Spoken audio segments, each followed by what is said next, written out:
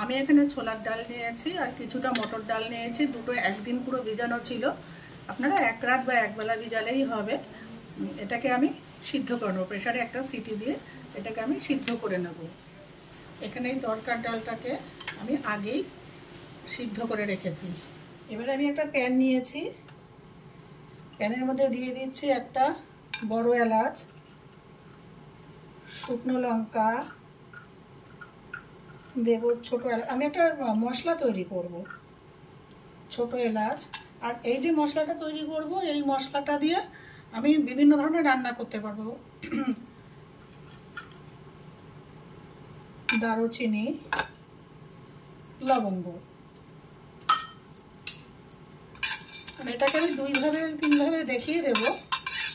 সেটা দিয়ে আমি 2-3 রকম বা বিভিন্ন রকম রান্নায় আমি এটা ব্যবহার করতে পারবো।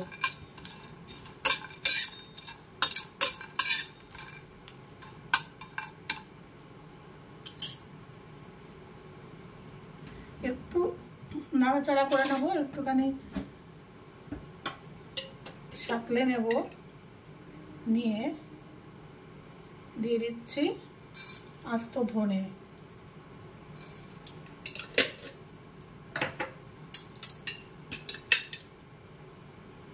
দিয়ে দিলাম আস্ত জিরে,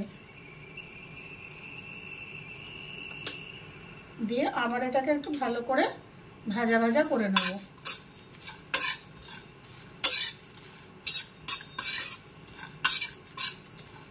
যতক্ষণ একটা হালকা গন্ধ বেরোচ্ছে ততক্ষণ লো ফ্লেমে এটাকে আমি ভেজে নেব। দিয়ে দেব অল্প একটু মেথি। মেথিটা আগে দিলাম না, তার কারণ হচ্ছে মেথিটাও যদি এর সাথে একটু বেশি ভাজা হয়ে যায় তাহলে তেতো হয়ে যাবে। তাওয়াটা গরম আছে, আমি গ্যাসটা নিভিয়ে দিয়েছি। দিয়ে দিচ্ছি হলুদ,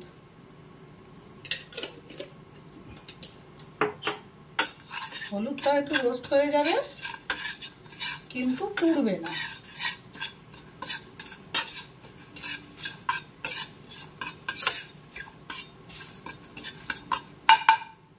এরপর আমি এর সাথে মেশাবো কিছু মশলা, গুঁড়ো মশলা মিশিয়ে একসাথে পেস্ট করব, মানে পেস্ট করব না, গুঁড়ো করব।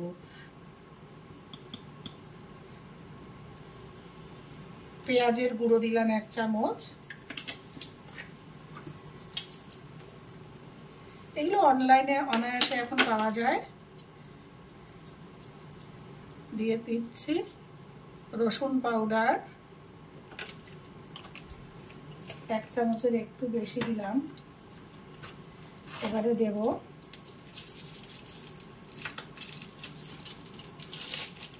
একা হাতে করা তো খুব অসুবিধা, আচ্ছা যাই হোক, আমচুর পাউডার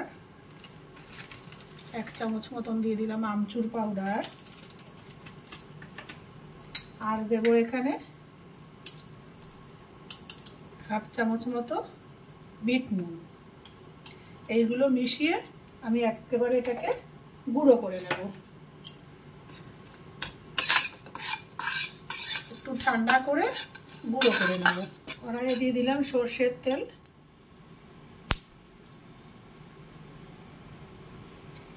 তেল গরম হয়ে গেছে।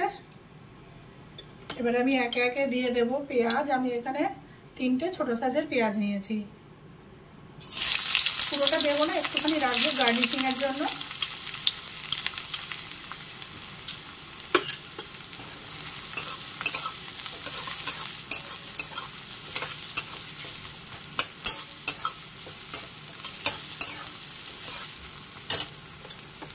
এরপরে দিয়ে দেব রসুন কুচি,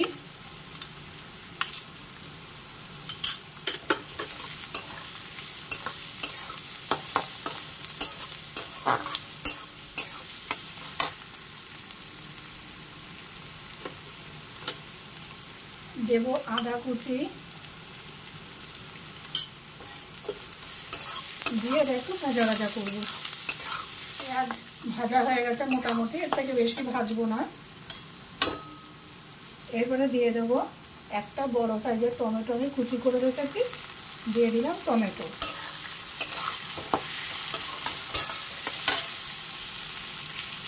সাথে দেব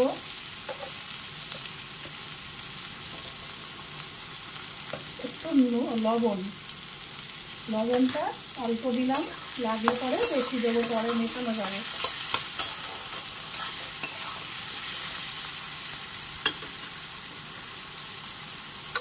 এবারে দিয়ে দেব একটু শুকনো লঙ্কা গুঁড়ো। আপনারা প্রয়োজন হলে এখানে কাঁচা লঙ্কা ব্যবহার করতে পারেন।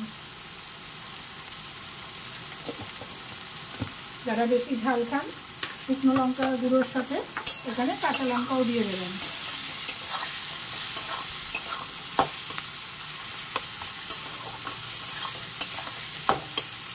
এবার এটাকে ভালো করে কষিয়ে নেব। এর সাথে দিয়ে দেব, এখনই দিয়ে দিচ্ছি একটু চিনি। দিয়ে মশলাটাকে হালকা আছে ভালো করে আমি সাঁতলে নেব, মানে কষিয়ে নেব। সাঁতলে নেবো বলাটা ভুল, কষিয়ে নেব, ভালো করে কষিয়ে নেব যেন সব কিছু মিশে যায়, টমেটোগুলো যেন মিশে যায়। ভালো করে কষানো হয়ে গেছে, টমেটোগুলো পুরো গলে গেছে। এই অবস্থায় আমি দিয়ে দেব কিছুটা কসুরি মেথি। এবারে দিয়ে দেবো এখানে সিদ্ধ করে রাখা মটর ডাল আর ছোলার ডাল। গ্যাসের ফ্লেমটা বাড়িয়ে দেব, একটু নাড়াচাড়া করে নেব। একটু ফুটে উঠেছে, এবারে দিয়ে দেবো এই তরকার ডালটা আমি যে সিদ্ধ করে রেখেছিলাম এটা মিশিয়ে দেব। এবার এটাকে ভালো করে হতে দেব। এখানে আমি একটু ডাল সিদ্ধের একটু জল ছিল এক্সট্রা, সেটা দিয়ে দিচ্ছি। এইটা যদি না থাকে আপনি প্লেন জল অল্প একটু মিশাবেন। এবার এটাকে আমি ভালো করে ফুটিয়ে নেব।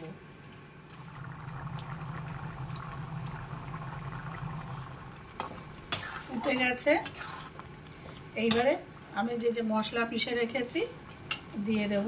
এই মশলাটা যেহেতু এতটা ভরা ভরা 1 চামচ।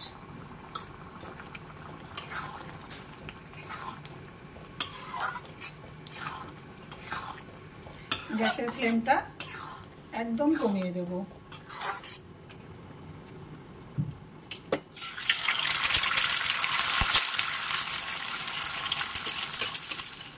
এবারে আমি একটা তড়কা প্যান নিয়ে নিয়েছি, দিয়ে দেবো একটু সর্ষের তেল। আপনারা এখানে একটু বাটার বা ডালডা ব্যবহার করতে পারেন। বনস্পতি বা ডালডা ধাবা স্টাইলে বা রেস্টুরেন্ট করতে চাইলে ওইটা করবেন, ওরা কিন্তু বনস্পতি বা ডালডাই ব্যবহার করে।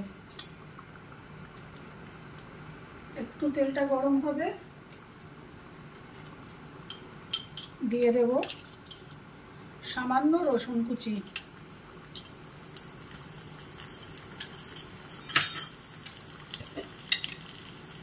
আর দেব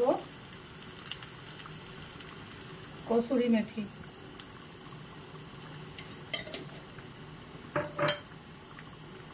কালারের জন্য আপনারা ইচ্ছা করলে এখানে red chilli, Kashmiri red chilli পাউডারও ব্যবহার করতে পারেন।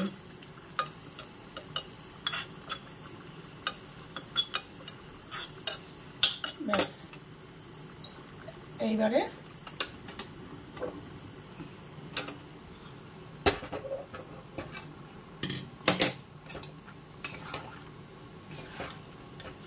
দিয়ে দেবো এই তরকাটার মধ্যে।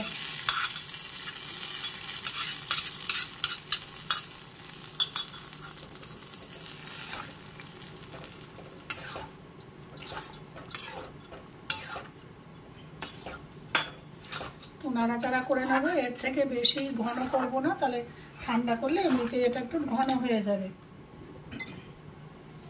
দিয়ে দেবো একটু ধনেপাতা কুচি। আর এটা যারা ডিম খান না তারা এভাবেই খাবেন, আর যারা ডিম তরকা খাবেন এর মধ্যে দিয়ে দেবেন এই যে ডিম ভুজি করে রেখেছিলাম, ডিমটা দিয়ে কিছুক্ষণ কয়েক সেকেন্ড ফুটিয়ে আমি নামিয়ে নেব। আর আপনারা যদি একটু কালার পছন্দ করেন একটু কাশ্মীরি রেড চিলি পাউডার এর মধ্যে অ্যাড করতে পারেন। তৈরি আমার तड़का ढाबा स्टाइल तड़का।